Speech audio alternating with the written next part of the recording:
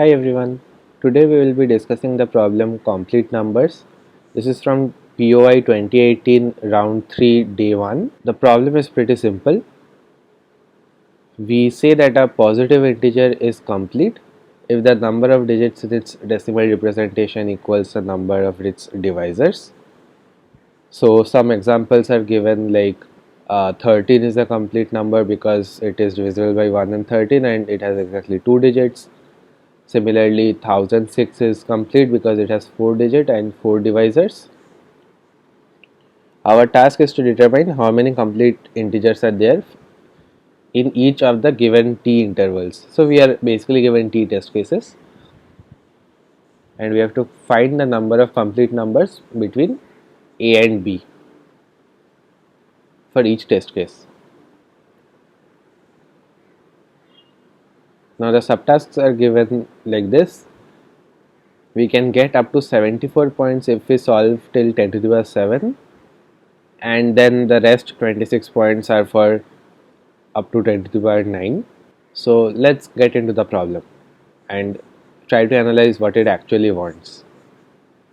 So first things first, how do we calculate the number of factors of a number?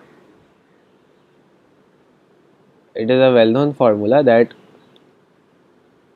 if your number n can be represented as p1 to the power k1 into p2 to the power k2 into p3 to the power k3 and so on up to pn to the power kn, where p1, p2, p3 and so on are distinct prime numbers and k1, k2, k3 are their powers.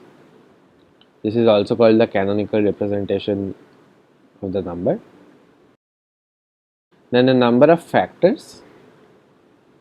So the number of factors for n is just product of ki plus 1 over all I. So just as an example, let's say the number 12. 12 can be represented as 2 to the power 2 into 3. Then the number of factors is 2 plus 1 into 1 plus 1, which is equal to 6.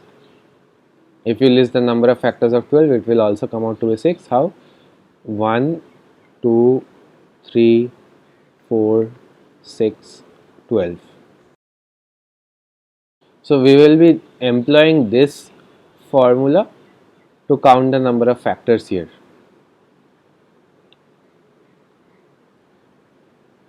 Now up till 10 to the power 6, we can easily calculate all the numbers, right? Like up till 10 to the power 6, we can just factorize all the numbers and then we can calculate whether it's a complete number or not. What will the complexity be for such a solution? Well, factorizing each number takes you square root of n time if the number is n, and here your numbers vary from 1 to 10 to the power 6. So your complexity will be something like n root n, where n equal to 10 to the power 6. Now obviously this one pass in time limit, right? So this is not a proper way to factorize each number. Instead, what we will do, we will try to write every number in this format. How? We will use the concept of smallest prime factor.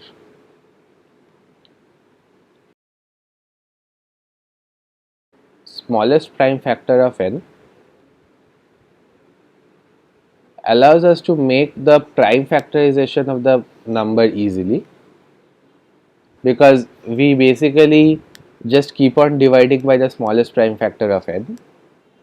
So for some number v, how do we find the canonical representation using smallest prime factors? We keep on dividing it by smallest prime factor of v repeatedly. So this maybe becomes v primed, then v divided by SPF of v primed, this becomes v double primed, we divide by SPF of v double primed, and so on till it becomes 1. Now the prime factors are these SPF values. So for example, for 12, we would first divide by 2, then we would divide by 2 again, like this would result to 6, this would result to 3, and then we divide by 3, this would result to 1. So these are your prime factors, and in a canonical form it's 2 to the power 2 into 3 to the power 1, and we can find the number of factors using this formula here. So how do we calculate these smallest prime factors? Well, the easiest method is to use the sieve of Eratosthenes. That allows you to calculate which numbers are prime from 1 to n in time n log n. It also allows you to calculate the smallest prime factor of every number from 1 all the way to n. Now let's get back to our original problem. We have to find the number of complete numbers from 1 till 10 to the power 9, right? So let's divide it into some cases first. Let's first say we want to calculate the numbers from 1 to 10 to the power 6. For this we can just run a brute force, right? Like we can just find the number of digits and then we can find the number of factors. For the number of factors we don't factorize, we divide by SPF of v repeatedly. That gives us the prime factorization. The prime factorization gives us the canonical form. The canonical form gives us the number of factors. And we can then check whether the number of factors is equal to the number of digits. So what is the overall time complexity? Well, you are iterating from all numbers 1 to n.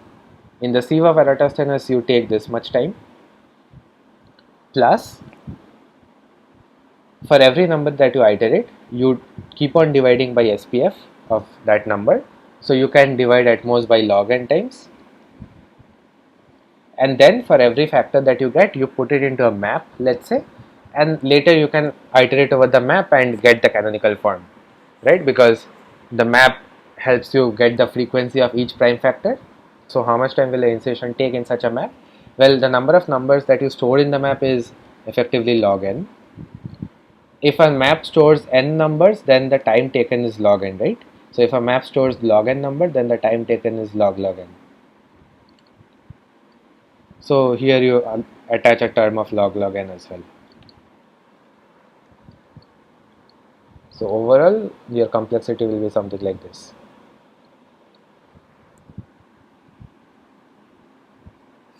Here notice that n is equal to 10 to the power 6. Now we consider the range 10 to the power 6 to 10 to the power 7. So this was range 1, this is range 2. For range 2, it basically corresponds to all 7-digit numbers. Remember that the number of factors then must also be 7. So how many ways can you factorize 7 itself? It can only be written as 1 into 7, right? That means all such numbers that is complete numbers of 7 digits must have a canonical representation of p1 whole to the power 6, right? Because only this will give rise to 6 plus 1 into 1, that is equal to 7 factors. Any other form won't give rise to it. So this is pretty easy to calculate. If you know all the primes, then you can just iterate over them and see which all primes raised to the power 6 is within the range 10 to the power 6 to 10 to the power 7. So this is also pretty easy to calculate. Now let's get to the range 10 to the power 8 to 10 to the power 9. Notice that I am skipping one range in the middle, but that is for good cause. So let's call this range 3. So how can we calculate this? Well, it must have 9 digits and 9 factors. So you can write 9 as 1 into 9, or you can write 9 as 3 into 3. This corresponds to a canonical form p1 to the power 8, and this corresponds to a canonical form p1 square into p2 square. Again, you can calculate both of them using just brute force. So here you just brute force over all primes such that that prime raised to the power 8 falls within this range, and here you also can brute force the values. Notice that p1 p2 here will necessarily be less than equal to root over 10 to the power 9, So you can just iterate over all the p1 p2 values, and the number of times you actually have to do that iteration is also pretty less because p1 p2 is less than equal to this number. So this case is also pretty doable using just your normal brute force techniques. Now let's come to the hard case, that is 10 to the power 7 to 10 to the power 8. So this is the fourth case. So till now we had seen that for this first range we can just brute force using smallest prime factor. For second and third range we again utilize the formula that how we get number of factors of n from its canonical form. So since we know that the number of factors is given, we know that after the canonical form, if we had written the number as k1 p2 k2 something like this, then 7 must be of the form k1 plus 1 k2 plus 2, sorry, k2 plus 1, and here we kind of back calculate what are the possible values of k1 k2, and similarly for this case as well when we have 9 digits. So what about 8 digits? 8 digits have more cases. 8 digits can be written as 1 into 8. This will correspond to a form p1 to the power 7. This you can calculate it using brute. It will also lead to a form 2 into 4, that is corresponding to p1 into p2 to the power 3. This also you can brute. And finally there is a form 2 into 2 into 2. Now this corresponds to a form p1 into p2 into p3. This is harder to calculate because it is not obvious that iterating over them won't give too many operations, and indeed if you just iterate over them then obviously it will be too many operations, right? So let's try to make some reductions. First let us assume that p1 less than p2 less than p3. From here we can gather that the value of p1 can be at most 10 to the power 3, the value of p2 can be at most square root of 10 to the power 8, let's say, and the value of p3 can be at most 10 to the power 8 divided by 2 into 3, because p1, the lowest value of p1 is 2, the lowest value of p2 is 3. So this is the minimum value, or rather I should say the maximum value that p3 can attain. So this should kind of give you the intuition that the number of values of p3 is way too large. It can be up to 2 into 10 to the power 7, like more precisely 1.6 into 10 to the power 7, but let's say 2 into 10 to the power 7. And this leads to two problems. First, it means that you cannot iterate over p3. So that should kind of point you in the direction that maybe we can fix the values of p1 and the value of p2, and then maybe we can binary search for the value of p3. And here it gives you the second problem. How can you binary search on the value of p3, because then you would have to generate all primes till 2 into 10 to the power 7, but if you just run your sieve of Eratosthenes, this will TLE. So let's first tackle the problem of how to compute all primes till 2 into 10 to the power 7. Instead of the sieve of Eratosthenes, we can also compute all primes from 1 all the way up till n, where in this case n is equal to 2 into 10 to the power 7 in time order n, using a technique called linear sieve. To know more about linear sieve, I have attached some links in the description so that you can learn about it. But let's say we can do it in order n for now, and let's focus on the first problem, that is you cannot really iterate over them. So since you can compute all the values, or rather all primes till n, it makes more sense that maybe you can iterate over just p1 and p2 and binary search for p3. So how you can do it is, in a pre-processing step, calculate all such pairs p1 p2, and then for every test case you iterate over all p1 p2 and then binary search the value of P3, or rather all possible values of P3. This is essentially just giving you a range of values, right? The prime P3 can be multiple values such that P1, P2, P3 is less than equal to R and greater than equal to 10 to the power 7, right? Because these are the numbers that we want to count using P1, P2, P3. But this is not enough to give you AC, it will still give you TLE in a couple of cases. The last and final optimization here is, note that when we are binary searching, we have to binary search for both the upper values and the lower values. In particular, when we are binary searching for the upper value, we want P3 to be less than 10 to the power, or rather R divided by P1, P2, and we want the lower bound to be less than equal to 10 to the power 7 by P1, P2, or rather greater than this, not less than. So notice that this is constant for a particular value of P1, P2. So you can pre-compute this in the pre-processing step instead of computing it again and again during each test case. This part you will have to compute in each test case for every P1, P2, right? Because P1, P2 you are iterating over it and R is also variable, but this lower bound you can pre-calculate. So if you pre-calculate this, then it is enough to give you an AC. So one question might be that aren't we iterating over too many values of P1, P2? Well, not really. Like P1 can range up to 10 to the power 3 by 10 to the power 3, P2 can range up till 10 to the power 4, but also notice that the number of primes, so number of primes that are less than n is approximately equal to n by log n.